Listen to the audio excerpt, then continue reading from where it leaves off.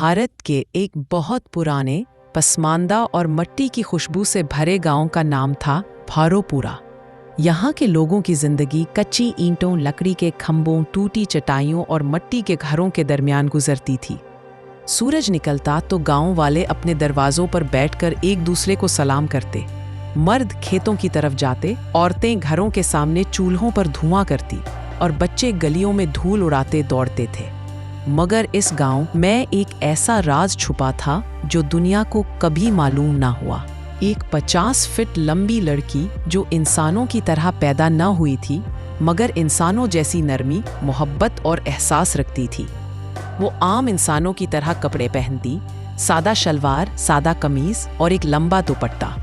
उसके कपड़ों में ना कोई चमक थी, ना कोई खास बनावट, बिल्कुल गांव की सादगी जैसी।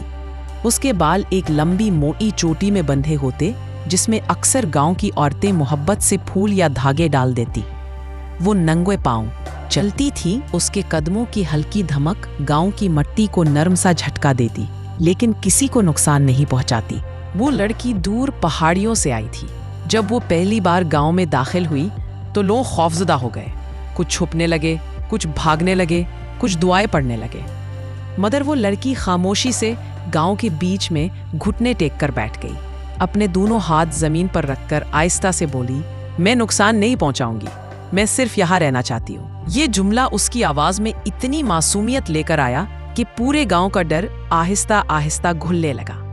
वक्त गुजरता गया, गांव वालों ने उसे कबूल कर लिया। बच्चे उसके पाँव के पास खेलते, औरतें उसकी चोटी में फूल लगाती और मर्द कभी कभी खेतों का अनाज उसे चढ़ाव के तौर पर देते। वो गांव की हिफाजत करती, लोगों की बातें सुनती और कभी कभी रातों में चांद को देखकर सोचती कि उसका अपना घर कहाँ होगा। ना सुबह सवेरे जब धूप निकलती तो उसकी बड़ी बड़ी नरम आंखें रोशनी में चमकती। उसकी सांस की हल्की गूंज गांव में नरम हवा जैसी महसूस होती। लोग उसके साए में बैठकर गर्मी से बचते। कभी वो बच्चों को अपनी हथेली पर बिठाकर दूर तक दिखाने ले जाती, कभी वो दरख्तों की टहनियां तोड़कर झोंपड़ियों की मुरम्मत में मदद करती। एक दिन दोपहर के वक्त उसने देखा कि कुछ औरतें मिट्टी के घड़े सर पर रखकर दूर से पानी ला रही है।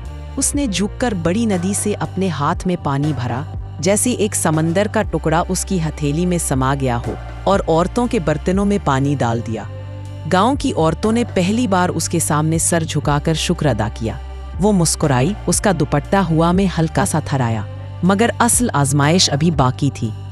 एक रात आसमान अचानक स्याह हो गया, तेज हवाएं चलने लगी, बादलों की गरज ने जमीन को हिला दिया, बारिश ने शिद्दत इख्तियार कर ली, पानी गलियों में भरना शुरू हो गया।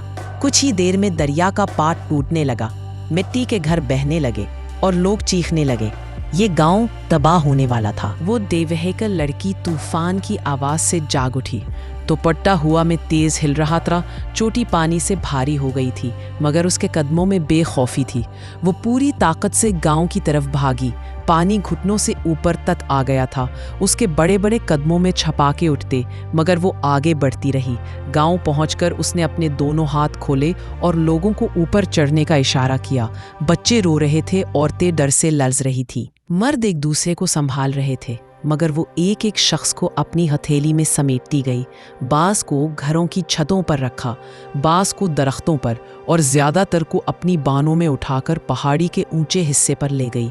जब दरिया का पाट पूरी तरह टूट गया तो गांव का आधा हिस्सा बह गया, लेकिन एक भी इंसान नहीं मरा, सिर्फ उस अजीमुल जुस्सा लड़की की वजह से। बारिश रुकने के बाद गांव के बच्चे उसकी टांगों से लिपट गए, औरतें उसके कदमों के पास बैठकर रोती रहीं, मर्दों ने सर झुकाकर उसका शुक्रिया अदा किया।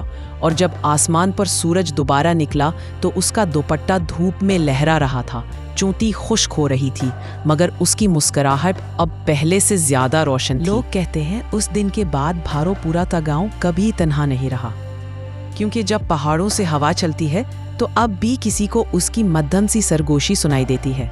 मैं यही हूँ तुम्हारी रखवाली के लिए।